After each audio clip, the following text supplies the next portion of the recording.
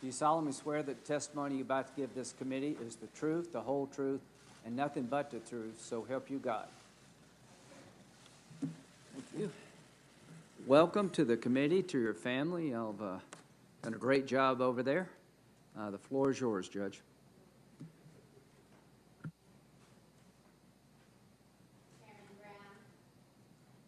I'm not sure this is on. Ranking Member Feinstein and members of the committee, I'm honored and humbled to appear before you today as a nominee for Associate Justice of the Supreme Court. I thank the President for entrusting me with this profound responsibility, as well as for the graciousness that he and the First Lady have shown my family throughout this process. I thank Senator Young for introducing me, as he did at my hearing, to serve on the Seventh Circuit. And I also thank Senator Braun for his support. And while she could not be with us via the satellite, I am also grateful to former Dean Patty O'Hara of the Notre Dame Law School.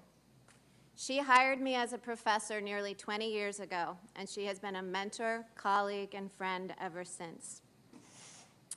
I thank the members of this committee and your other colleagues in the Senate who've taken the time to meet with me since my nomination. It's been a privilege to meet you. As I said when I was nominated to serve as a justice, I'm used to being in a group of 9, my family. Nothing is more important to me, and I'm very proud to have them behind me. My husband, Jesse, and I have been married for 21 years. He has been a selfless and wonderful partner every step of the way. I once asked my sister, "Why do you think marriage is hard? People are always saying that." "I think it's easy." And she looked at me and said, "Well, maybe you should ask Jesse if he agrees with that." I decided not to take her advice because I know that I am far luckier in love than I deserve. Jesse and I are parents to 7 wonderful children. Our oldest daughter, Emma, is a sophomore in college who just might follow her parents into a career in the law. Next is Vivian, who came to us from Haiti. When Vivian arrived, she was so weak that we were told she might never talk or walk normally, but now she deadlifts as much as the male athletes in our gym, and I assure you she has no trouble talking. Tess is 16, and while she shares her parents' love for the liberal arts, she also has a math gene that seems to have skipped her parents' generation. John Peter joined us shortly after the devastating earthquake in Haiti. And Jesse, who brought him home, still describes the shock on JP's face when he got off the plane in wintertime Chicago. Once that shock wore off, JP assumed the happy-go-lucky attitude that is still his signature trait. Liam is smart, strong, and kind, and to our delight, he still loves watching movies with Mom and Dad.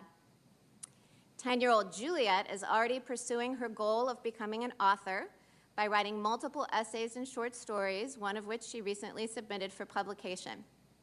And our youngest, Benjamin, is at home with friends. Benjamin has Down syndrome, and he is the unanimous favorite of the family.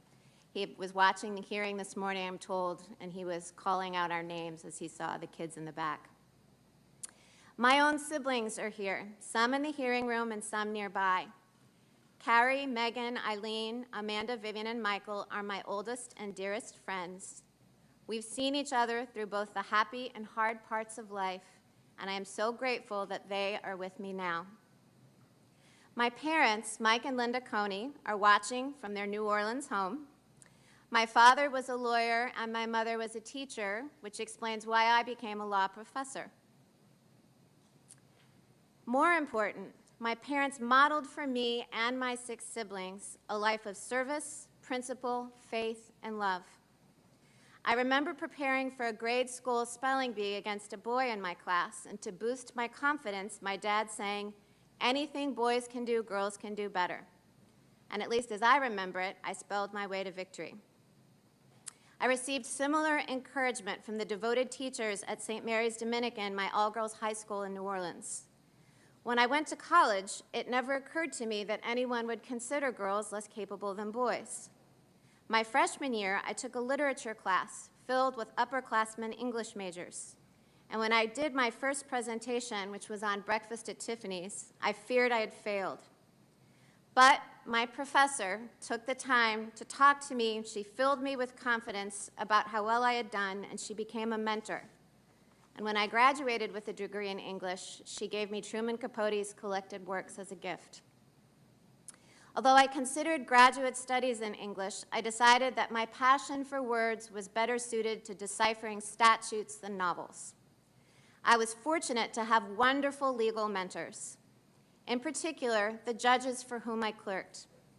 The legendary Judge Lawrence Silberman of the D.C. Circuit gave me my first job in the law, and he continues to teach me today. He was by my side during my Seventh Circuit hearing. He swore me in at my investiture, and he's cheering me on from his living room right now. I also clerked for Justice Scalia, and like many law students, I felt like I knew the justice before I ever met him, because I had read so many of his colorful, accessible opinions. More than the style of his writing, though, it was the content of Justice Scalia's reasoning that shaped me. His judicial philosophy was straightforward. A judge must apply the law as it is written, not as she wishes it were. Sometimes that approach meant reaching results that he did not like. But as he put it in one of his best-known opinions, that is what it means to say that we have a government of laws and not of men.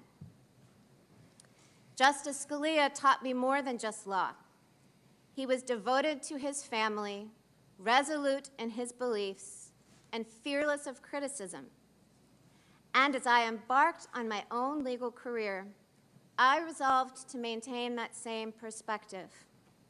There's a tendency in our profession to treat the practice of law as all-consuming while losing sight of everything else. But that makes for a shallow and unfulfilling life. I worked hard as a lawyer and as a professor. I owed that to my clients, to my students, and to myself. But I never let the law define my identity or crowd out the rest of my life. A similar principle applies to the role of courts. Courts have a vital responsibility to the rule of law, which is critical to a free society. But courts are not designed to solve every problem or right every wrong in our public life. The policy decisions and value judgments of government must be made by the political branches, elected by and accountable to the people. The public should not expect courts to do so, and courts should not try. That is the approach that I have strived to follow as a judge on the Seventh Circuit. In every case, I have carefully considered the arguments presented by the parties, discussed the issues with my colleagues on the court, and done my utmost to reach the result required by the law, whatever my own preferences might be. I try to remain mindful that while my court decides thousands of cases a year, each case is the most important one to the litigants involved. After all, cases are not like statutes, which are often named for their authors. Cases are named for the parties who stand to gain or lose in the real world, often through their liberty or livelihood. When I write an opinion resolving a case, I read every word from the perspective of the losing party. I ask myself how I would view the decision if one of my children was the party that I was ruling against. Even though I would not like the result, would I understand that the decision was fairly reasoned and grounded in law? That is the standard that I set for myself in every case, and it is the standard that I will follow so long as I am a judge on any court. When the President offered me this nomination, I was deeply honored. But it was not a position I had sought out, and I thought carefully before accepting. The confirmation process and the work of serving on the court, if confirmed, requires sacrifices, particularly from my family. I chose to accept the nomination because I believe deeply in the rule of law and the place of the Supreme Court in our nation. I believe Americans of all backgrounds deserve an independent Supreme Court that interprets our Constitution and laws as they are written. And I believe I can serve my country by playing that role. I come before this committee with humility about the responsibility that I have been asked to undertake, and with appreciation for those who have come before me. I was 9 years old when Sandra Day O'Connor became the first woman to sit in this seat. She was a model of grace and dignity throughout her distinguished tenure on the court. When I was 21 years old and just beginning my career, Ruth Bader Ginsburg sat in this seat. She told the committee, "What has become of me could only happen in America." I have been nominated to fill Justice Ginsburg's seat, but no one will ever take her place. I will be forever grateful for the path she marked and the life she led. If confirmed, it would be the honor of a lifetime to serve alongside the Chief Justice and 7 Associate Justices. I admire them all and would consider each a valued colleague. And I might bring a few new perspectives to the bench. As the President noted when he announced my nomination, I would be the first mother of school-aged children to serve on the court. And I know that it would make Senators Young and Braun happy to know that I would be the first justice to join the court from the 7th Circuit in 45 years. I would be the only sitting justice who didn't attend school at Harvard or Yale, but I am confident that Notre Dame could hold its own, and maybe I could even teach them a thing or two about football. As a final note, Mr. Chairman, I would like to thank the many Americans from all walks of life who have reached out with messages of support over the course of my nomination. I believe in the power of prayer, and it has been uplifting to hear that so many people are praying for me. I look forward to answering the committee's questions over the coming days. And if I am fortunate enough to be confirmed, I pledge to faithfully and impartially discharge my duties to the American people as an Associate Justice of the Supreme Court. Thank you.